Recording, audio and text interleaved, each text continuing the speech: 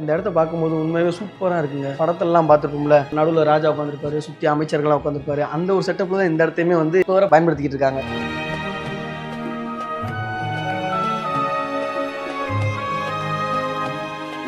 இப்பதான் வீரங்கம்பி வேலுநாச்சியார் யாருக்கும் தெரியுது, பாஸ்கர் சேதுபதி யாருக்கும் தெரியுது, டிபல் முத்துராமலிங்க சேதுபதி யாருக்கும் தெரியுது. எல்லாரோட யாருமே வரலாறு வந்து மறக்க முடியாது.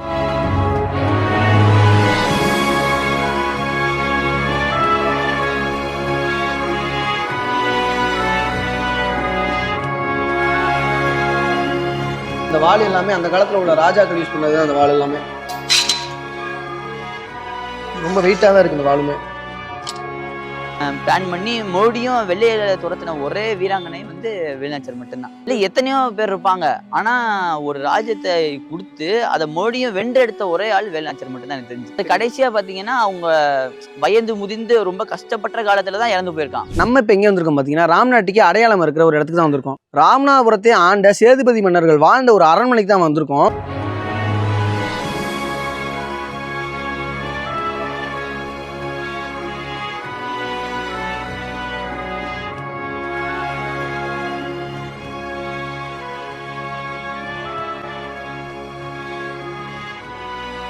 இந்த அரண்மனையோட வரலாறு பற்றியும் இங்கே வாழ்ந்த மன்னர்களை பற்றியும் இப்போ ராஜாவாக இருக்கிற நாகேந்திர சேதுபதிட்ட கேட்டு தெரிஞ்சுக்கிறோம். இந்த வீடியோ பார்க்குறதுக்கு முன்னாடி ராம்நாத் டாக்கி சேனலை சப்ஸ்கிரைப் பண்ணிங்க, மறக்காம பெல் ஐகானை கிளிக் பண்ணுங்க. அப்போ நாங்கள் போட்டபடி உங்களுக்கு வரும்.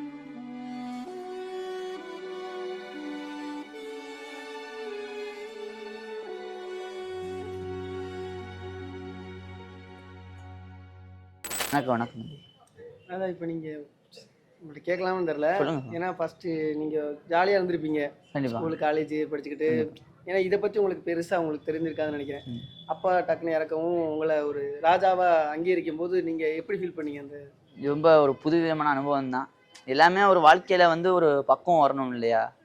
பார்த்தீங்கன்னா அது வந்து அப்பா இருந்ததுக்கப்புறம் எனக்கு வரணும்னு இருந்திருக்கு. ஆனால் அப்பா கொஞ்சம் முடியாமல் இருந்த காலத்திலேயே நான் எல்லா இடத்துக்கும் போகிறது எல்லாமே இருந்துட்டு தான் இருந்தேன். படிப்பு முடிச்சு வந்ததிலே கொஞ்சம் நாள் இங்கே தான் இருக்கேன். அதனால் எனக்கு ஓரளவு சுற்றுச்சூழல் கொஞ்சம் பழக்கப்பட்டதாக இருக்குது. ஆனால் கொஞ்சம் பொறுப்புங்கள் வந்தது அப்பாவோட மறைவுக்கு அப்புறம் தான் கொஞ்சம் பொறுப்பாக இருக்க வேண்டிய அவசியமாக கண்டிப்பாக இருக்குது. நார்மலாக இருந்ததுக்கும் இப்போ நீங்கள் ராஜாவாக இருக்கிறதுக்கும் எப்படி ஃபீல் பண்ணுறீங்க? அந்த என்ன சொல்கிறது, கொஞ்சம் சுதந்திரம் கொஞ்சம் குறைஞ்ச மாதிரி இருக்கும்ல. ஆனால் அந்த சுதந்திரமே நமக்கு ஒரு பொறுப்பாக மாறுறதுக்கு இது ஒரு வாய்ப்பு தானே. இப்போ நாங்கள் படத்துலலாம் பார்த்துருக்கோம், ராஜாங்கிறவங்க வந்து ஒரு ஹரியானாவில் வந்து அப்படி நாங்கள் வந்து ஒரு எக்ஸைட்மெண்ட் எக்ஸ்பெக்ட் பண்ணியிருப்போம். நாங்கள் ஒரு சிம்பிளான ஒரு ராஜா பார்க்கும்போது எங்களுக்கு ஒரு புது அனுபவமாக இல்லை. இப்போ ராஜா அந்த மாதிரி ஒரு ஆடை இருக்கிறதெல்லாம் பார்த்தீங்கன்னா அவங்கள வந்து கடைசியாக முடிசூட்டப்பட்ட மன்னர் தான் அந்த மாதிரி கடைசியாக இருந்திருப்பாங்க. அப்போ எப்போ பார்த்தீங்கன்னா நம்ம இங்கே கடைசியாக எங்கள் குழு தாத்தா அவங்க தான் கடைசியாக இங்கே ராமநாதபுரம் அரண்மனையில் முடிசூட்டப்பட்ட மன்னர் சென்மராஜ சேதுபதி. அவங்களுக்கு அப்புறமே எல்லாமே நார்மல் தான். ஏன்னா அவங்களோட இருந்து அந்த பிரிட்டிஷ் அபாலிஷன் ஆக்ட் வந்தது. அவங்க தான் கடைசியாக முடிசூட்டப்பட்டவங்க நம்ம அரண்மனையில் பார்த்தீங்கன்னா. நம்ம அரண்மனையில் அவங்க தான் கடைசியாக முடிசூட்டப்பட்ட மன்னர். அரண்மனை எந்த வருஷம் கட்டப்படுது? இந்த அரண்மனை பார்த்தீங்கன்னா இளவன் சேதுபதி காலத்தில் கட்டுச்சு. 1620 காலத்தில் இந்த அரண்மனை கட்டப்பட்டுச்சு. இதுக்கு முன்னாடி பார்த்தீங்கன்னா போகலூர்னு சொல்லிட்டு நம்ம சத்திரக்குடி ஊருக்குள்ள அது முதல்ல போகலூர்னு ஊர் இருந்துச்சு. அங்கே தான் நம்ம கோட்டை இருந்துச்சு. அந்த கோட்டை பார்த்தீங்கன்னா மண் கோட்டையாக இருந்துச்சு. இந்த மண்கோட்டையை ரொம்ப இடிகிற மாதிரி ஸ்டேஜில் வந்து இதை வந்து ரெமோஸ் பண்ணிட்டு இங்கே வந்து கல்கோட்டையாக கட்டினாங்க. ஆக்சுவலாக இது வந்து பெரிய இடம் சொன்னாங்க. நம்ம இப்போ இருக்கிறது வந்து இந்த ஒரு இடம் 2 இடம் தான் இருக்குது. இப்போ இது வந்து பார்த்தீங்கன்னா ஒரு 36 ஏக்கர் மொத்த அரண்மனை. நம்ம அரண்மனை பார்த்தீங்கன்னா 36 ஏக்கர் இருக்குது. அந்த காம்பவுண்ட் சவர் எல்லாம் சேர்த்து ஒரு 36 ஏக்கர் இருக்குது. அதுக்குள்ளே நம்ம வச்சு பராமரித்து நம்ம பண்ணிக்கிட்டு இருக்கோம். இப்போ பாதி இல்லாமல் அழிஞ்சிருச்சு இந்த மாதிரி சொன்னாங்க. அந்த போர் அப்புறம் வெள்ளம்லாம் வந்து சொல்கிறாங்க, அதெல்லாம் உண்மையாக? அதெல்லாம் அரண்மனை அந்த காலத்தில் பார்த்தீங்கன்னா பெரிய இடமா இருந்திருக்கும். இப்போ அதெல்லாம் அழிஞ்சு இப்போ நாங்கள் ஒரு 36 ஏக்கரில் வச்சு பாஸ்கரன் சேது நாங்கள்லாம் வந்து எங்கள் வீட்டிலலாம் வந்து ராஜா கதையை சொல்லி தான் எங்களுக்குலாம் சாப்பிட விட்டுவாங்க. உங்களோட தாத்தா உங்களோட கூட்டம் அந்த மாதிரி அவங்களோட கதையில சொல்லி உங்களுக்கு அந்த மாதிரி பண்ணியிருப்பாங்க. கண்டிப்பாக சாப்பாடு கொடுப்பாங்க. அவங்களோட ஏதாவது ஒரு உங்களுக்கு ஞாபகம் இருக்கிற ஏதாவது ஒரு வரலாறு? பாஸ்கர சேதுபதி பார்த்தீங்கன்னா நம்ம வந்து விவேகானந்தரை அமைச்சது மட்டும் தான் நமக்கு தெரியும். ஆனால் இன்னும் பல தொண்டர் நிறையா ஆட்டிருக்காங்க. பார்த்தீங்கன்னா மதுரை 4ஆம் தமிழ்ச்சங்கம் அமைச்சர் பாண்டித்துரை தேவர். அது வந்து பாண்டித்துரையும் தேவரும் பாஸ்கர சேதுபதியும் சேர்ந்து அமைச்சது தான் மதுரை 4ஆம் தமிழ்ச்சங்கம். அது மட்டும் இல்லை, நீங்கள் அவங்க வந்து ஒரு வள்ளலுக்கு ஒரு எடுத்துக்காட்டே பாஸ்கர சேதுபதி தான். அவங்கள்ட்ட இருக்காது இல்லாத எல்லாத்தையும் தானம் பண்ணிட்டாங்க, மக்களுக்காக எல்லாமே தானம் பண்ணிட்டாங்க. அவங்க கடைசி ஒரு காலத்தில் வந்து எங்களோட குருன்னு சொல்லுவோம். எங்களோட ராஜகுரு அவங்க பார்த்தீங்கன்னா சிங்கேரியில் உள்ள அந்த சிங்கேரி பீடம் தான் எங்களுக்கு வந்து ராஜகுரு உங்களுக்கு. அப்போ அவங்க வந்து பாஸ்கர் விசிட்ட கேட்குறாங்க, உங்களுக்கு என்ன வேணும் அப்படின்னு கேட்டதுக்கு, உங்களோட ராஜ்யம் எனக்கு மொத்தமாக எனக்கு எழுதி கொடுத்துருங்க அப்படின்னு அவங்க அவங்க கேட்குறாங்க. அதுக்கு எதை பற்றியுமே யோசிக்காம மொத்த ராஜ்யத்தையும் சிங்கேரி ராஜகுருத்துக்கு எழுதி கொடுத்துறாங்க. சிங்கேரி ராஜகுரு என்ன பண்ணுறாங்கன்னா அடுத்த வர முத்துராமலிங்க சேதுபதிக்கு மொத்தத்தையும் எழுதி வச்சுறாங்க. ஏன்னா அவங்களுக்கு அடுத்த வர சந்நிதியருக்கு பாஸ்கர் சேதுபதியால ஒன்றுமே கிடைக்காதுன்னு ஒரு இதானனால எல்லாமே அவங்க அவங்க அவங்க வாங்கி அவங்க முத்துராமலிங்க சேதுபதியை வந்து இதாக்குறாங்க. கடைசியா எல்லாமே கொடுத்து அவங்க ஒரு ரிஷி ஆயிடுறாங்க கடைசியா. அதனாலதான் உங்களுக்கு ராஜ ரிஷின்னு ஒரு பட்டம் இருக்கு அவங்களுக்கு. அப்படியா? ஆமா, பாஸ்கர சேதுபதிக்கு. இதுவரை நமக்கு தெரியும். பாஸ்கர சேதுபதி தான் அப்பவே பிஏ படிச்சவர்னு நினைக்கிறேன். ஆமா, அந்த காலத்திலேயே லண்டன்ல படிச்சுட்டு வந்தாங்க. அப்ப அது மட்டும் இல்ல, பாஸ்கர சேதுபதி பாத்தீங்கன்னா கடைசியா அவங்க கடைசி காலத்துல முனிவரா இதாகி திருவாரூர் அதீனத்திலேயே அங்கே இறந்துட்டாங்க. அவங்க இறந்து அவங்க உடல் பார்த்தீங்கன்னா இங்கே அரண்மனைக்கு வர்றது வந்து கடைசியாக அந்த ஒரு ரயில் விட்டாங்க. அதுதான் இந்தியாவிலே ஃபர்ஸ்ட் அந்த கொல்கட்டா டு அந்த சென்னை அந்த ராமேஸ்வரம் அந்த ரயில் வந்துச்சு. அவங்க பாடி முதல்ல அந்த ரயில் பயணத்தில் ஃபர்ஸ்ட் வந்தாங்கன்னா அவங்க பாடி அதில் தான் ஃபர்ஸ்ட் வந்துச்சுங்க. வெளியூரில் போயிட்டு இப்போ வராங்கன்னா ராமேஸ்வரம் சாமி கும்பிட்டுட்டு இப்போ வெளியூர் போகிறதுக்கு முன்னாடி ராஜா வந்து பார்த்துட்டு தான் வெளியூர் போவாங்க அப்படின்னு அந்த காலத்துல ஒரு ஐதீகம் வந்திருக்கு. அதே மாதிரி உங்களையும் ராஜாவை பார்த்துட்டு தான் போறாங்க இப்போ வர. அது வந்து ஒரு கோயின்சிடன்ஸ் தான். அது வந்து அது இன்னும் மாறலன்னு சொல்ல வரேன். கண்டிப்பா. அதோட வரலாறு ரொம்ப தெரிஞ்சவங்களுக்கு தெரிஞ்சிருக்கலாம். கமலஹாசன்லாம் இங்க வந்திருக்காருங்க மாதிரி பார்த்து. கமலஹாசன் பாத்தீங்கன்னா அவங்க அப்பா பாத்தீங்கன்னா எங்க தாத்தாவுக்கு வக்கீலா இருந்தாங்க அந்த காலத்துல. அப்ப வந்து அவங்க இங்க இருக்க வேண்டிய சூழ்நிலையில கமலஹாசன் ஐயாவே இங்கதான் பிறந்திருக்காங்க அந்த காலத்துல. இப்ப மறைஞ்சு பதிவிட்டதே கமலஹாசன் ஐயா தான் ஃபர்ஸ்ட் பதிவு விட்டாங்க. ஆமா, ட்விட்டர் எல்லாத்துலயும் பதிவு பண்ணியிருந்தாங்க. அதெல்லாம் ரொம்ப சந்தோஷமா இருந்துச்சு. அப்பாவை சொன்னோன்னு ஞாபகம் வந்துச்சு. அப்பா வந்து கடைசி வரையுமே இந்த தமிழ் சங்கத்துக்கு வந்து ஒரு போஸ்டிங்ல இருந்திருக்காங்க. ஆமா, தலைவரா இருந்திருக்காங்க. தலைவரா இருந்து. ஆமா. அது போக முன்னாடியுமே ஏதோ இதுல இருந்து தமிழ் சங்கத்துல எதுவும் இருந்தாங்களா? உலக தமிழ் சங்கத்துல மெம்பரா இருந்திருக்காங்க. இதை வந்து தலைவர் நம்ம வம்சாவளியா நம்ம 4ஆம் தமிழ் சங்கத்து தலைவராக இப்போ நான் தலைவராக இருக்கேன். நான் தலைவராக இருக்கேன் 4ஆம் தமிழ் சங்கத்துக்கு. அது வந்து பாண்டித்துரை தேவரால் ஆரம்பிக்கப்பட்டுச்சு 4ஆம் தமிழ் சங்கம். அந்த காலத்தில் பார்த்தீங்கன்னா ஒரு ஒரு இலக்கியம் தேடுதல் இருக்கப்ப அவங்களுக்கு வந்து ஒரு பெருசாக ஒரு எதுவும் கிடைக்கல. அப்போ எப்படின்னா நம்ம இருக்கிற தமிழ்நாட்டில் இப்படி ஒரு நம்மளுக்கு இலக்கியம் கிடைக்கலன்னு ஒரு ஆதங்கத்தில் ஆரம்பிக்கப்பட்ட ஒரு சங்கம் அது. ஏன்னா எல்லா மக்களுக்கும் அது வந்து போய் சேரணும். அதுவும் அந்த காலத்தில் பார்த்தீங்கன்னா திருக்குறள் எல்லாமே பார்த்தா ஆங்கிலத்தில் மொழிபெயர்த்து பண்ணி வந்து அவரோட மீனிங் பொருள் எல்லாமே ரொம்ப தப்பாக பிரிட்டிஷ்காரங்க எடுத்து பண்ணியிருந்திருக்காங்க. அதை படித்தோடனே இது வந்து இந்த அறம் வந்து ரொம்ப தப்பாக இருக்கே, இது மக்களிட போய் சேரக்கூடாதுன்னு சொல்லிட்டு தான் நிறையா பேரை கொண்டு வந்து அதை வந்து இப்படியே மாற்றி இப்போ நம்ம இன்னமும் நம்ம நீங்கள் வச்சு பின்பற்றிட்டு கொடுக்குறோம். நம்ம இதில் இப்போயுமே நீங்கள் அங்கெல்லாம் அந்த தமிழ் சங்கத்துக்குலாம் ரெகுலராக அங்கே போயிட்டு பண்ணிக்கிட்டு இருப்போம். ஏன்னா இப்போ பார்த்தீங்கன்னா அந்த காலத்தில் வந்து ஓலைச்சுடியாக இருந்திருக்கும். அந்த பதிவெண்கள் எல்லாமே ஓலைச்சுடியாக தான் இருந்திருக்கு.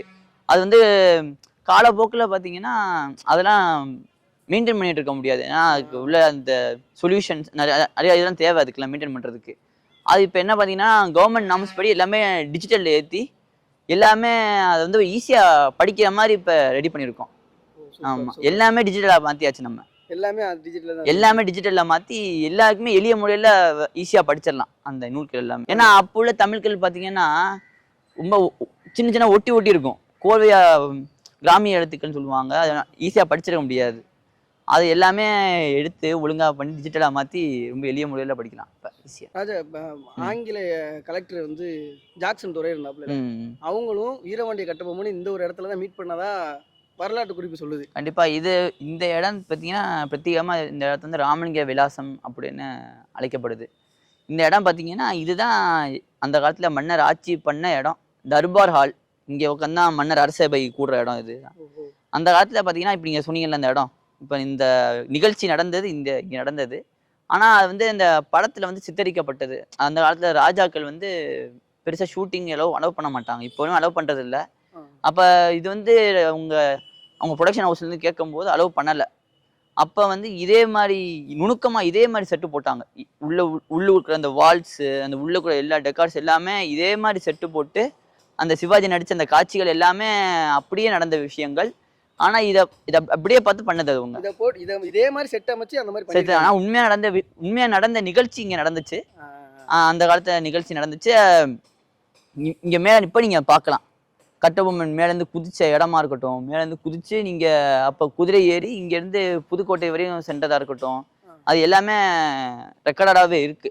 ரெக்கார்டு இன்னுமே இருக்கு. அது குடிச்ச இடம் முதற்கொண்டு இப்போ இங்கே இருக்கு. இன்னமும் நீங்கள் காமிக்கிறேன், உங்களுக்கு காமிக்கிறேன், பார்க்கலாம் நீங்கள். நம்ம ராம்நாடை பற்றி பேசணும்னா வீரமங்கை வேலுநாச்சியாரை பற்றி பேசாமல் இருக்க கண்டிப்பா. ஏன்னா அவங்க பிறந்த வேலுநாச்சியார் பார்த்தீங்க, வேலுநாச்சியார் அம்மாவை பார்த்தீங்கன்னா அவங்க இங்கே பிறந்தவங்க, நம்ம அரண்மனையில் பிறந்தவங்க.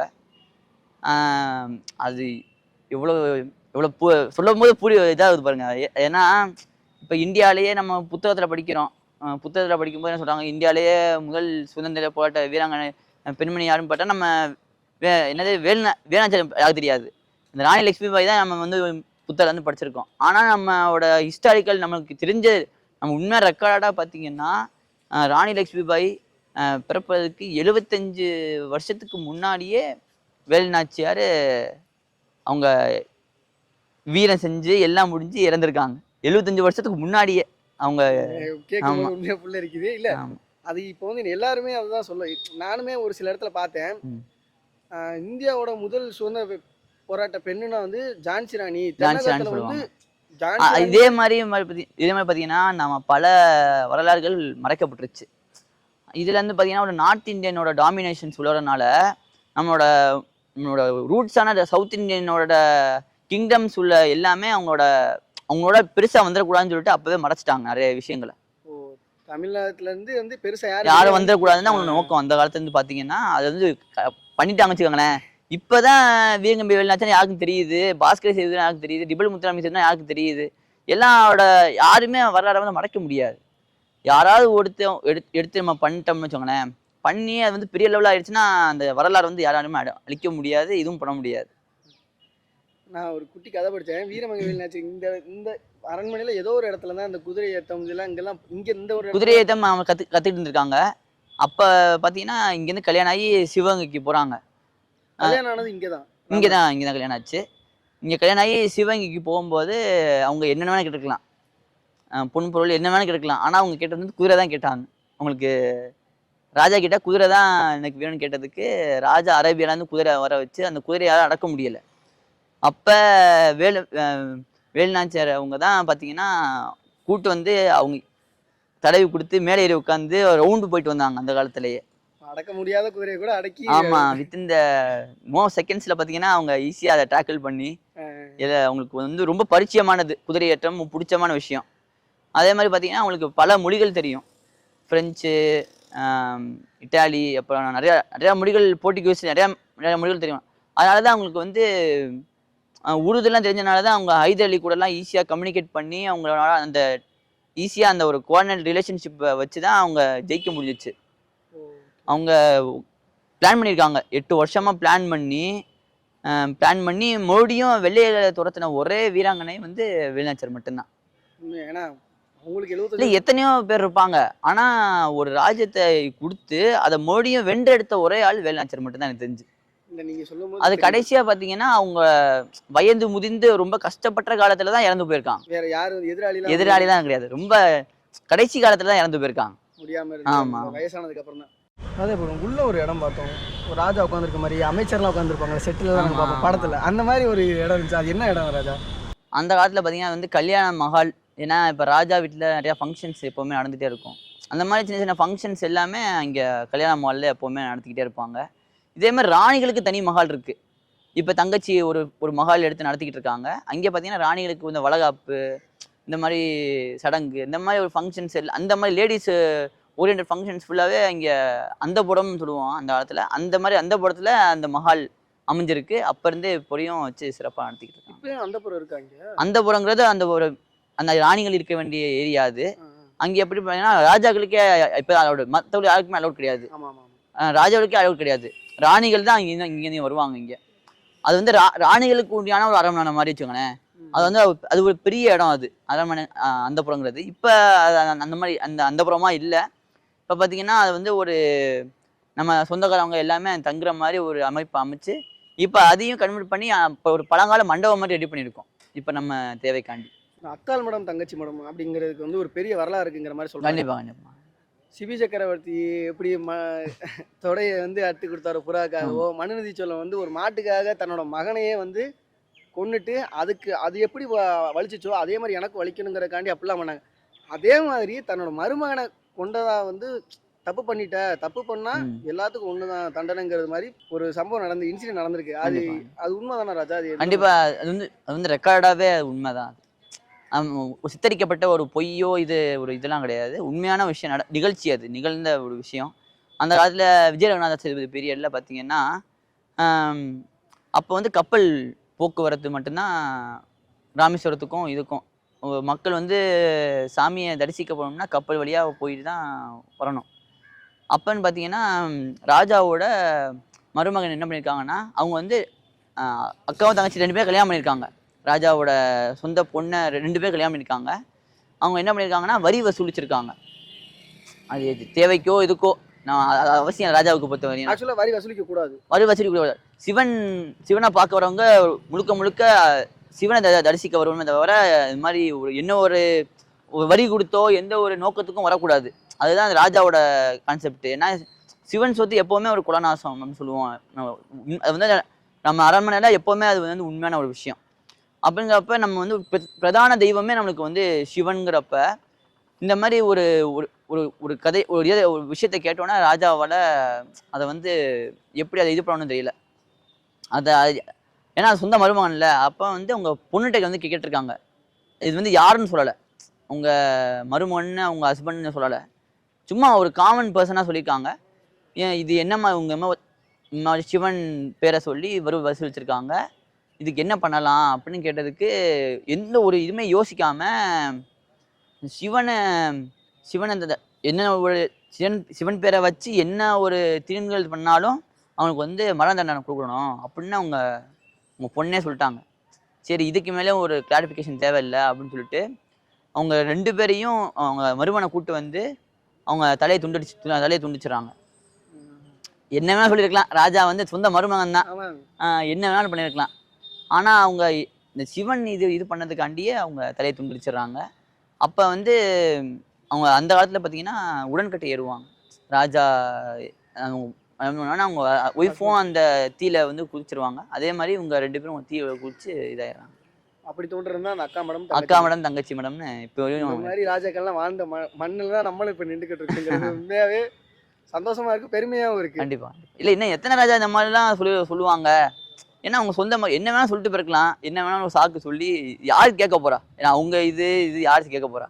ஆனா அவங்க உண்மையா இருந்திருக்காங்க. சிவன் இதுக்கு உண்மையா இருந்தனால அவங்க தப்புதுன்னு தெரிஞ்சனால அவங்க செஞ்சிடறாங்க. ராஜாக்கள் வந்து அதுக்கு முன்னாடி என்னென்னமோ நடந்திருக்கலாம், நமக்கு தெரிஞ்சது ஒண்ணு. அது மாதிரி இந்த நிறைய நினைக்கிறேன். அது அந்த கட்டபொம்மன் குதிச்ச இடம்லாம் சொன்னீங்களா, அது இதுக்குள்ள இது ராமலிங்கலாசம்.